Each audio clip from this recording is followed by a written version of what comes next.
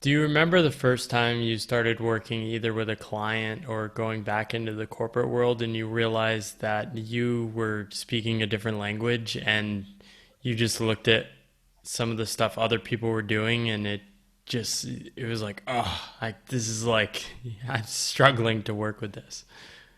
Oh yeah, I mean, working with a client, this was more of an easing in thing. You remember, I started like as a business analyst, so for the first, I think, 8 months, I didn't even have contact with a real client, really. It was all mediated through partners or principals or project managers or project leaders. So I had the time to learn that clients are not speaking our same language, or that some of them do, and then you would already have like a warmed up relationship. But where this really hit me, what you just said, was when I moved into the corporate world. And first of all, everything seemed so significantly slower. It was like insane. And then the second thing was I was surprised by the fact that many skills or abilities that I had considered normal for people to have, because, well, all I had been interacting with at that point were other employees that were consultants or who were Yeah. consultants. So I figured out that, skills I believe were normal actually aren't. Um, and some of them are really hard to find. And I will give you an example. Even now, to this day, I recently promoted somebody to a manager position, a direct report to me in the current company where I'm working. And she's very smart, really great person, understands, the services, the products, the customers, all the things that she needs to understand to be a really good manager. But then we had to put together a presentation for the CEO. And she presented me with a deck of slides, which was really disappointing.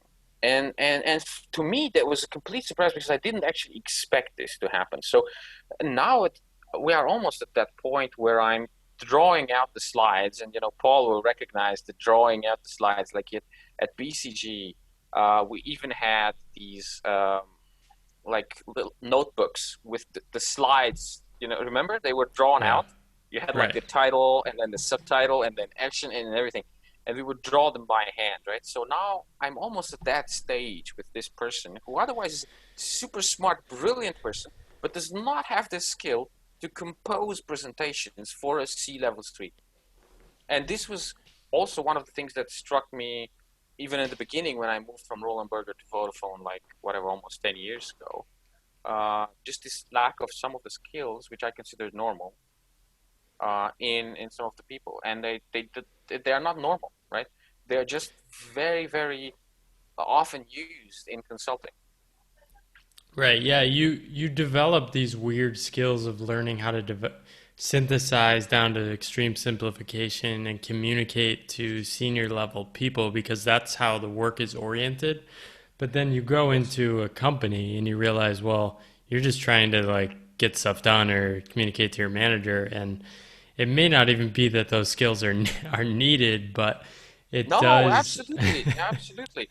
And at some point it's even frustrating because especially in larger organizations, but I'm pretty sure also in smaller organizations you get into these conversations or interactions where all of your skills, they don't help you No. because it's just a different, it's like you learned how to play baseball, and suddenly you're in like, let's say, figure skating. It doesn't even have a ball. Right. So so you're like, what do I do now, right? And it can be very frustrating, I tell you. Yeah, the other side of that is the caricature of a consultant in the corporate world is somebody that they say, "Oh, go solve the client's problems," and then he comes back a couple hours later with a 20-page slide deck about what to do instead of Yeah, actually doing it. exactly. Um, No, true, true, but true. And sometimes these action or these abilities or skills, they get so ingrained that it's very I mean, I found myself sometimes doing these things unconsciously or subconsciously, or whatever, like not noticing myself that I was doing it, right? And it was counterproductive. So I had to employ a lot of self-awareness to better position myself within the organizations that I was working in order to actually get to some results. But to be very fair with you, the fact that I went from consulting to the industry and then back in consulting actually enabled me to better understand the way that such corporations work. So I believe that my work at BCG, which was my second consulting job after I worked in the industry for a while, it was actually, so my work at BCG was enhanced by my experience working in the corporate world because it's, at a certain level, I was speaking, or I used to speak also the same language as those people. So my client interactions became richer and I got more, let's say, results, but results not in terms of financial KPIs, but more like buy-in or Right. closer relationships to our counterparts at the client side, which I think was very helpful.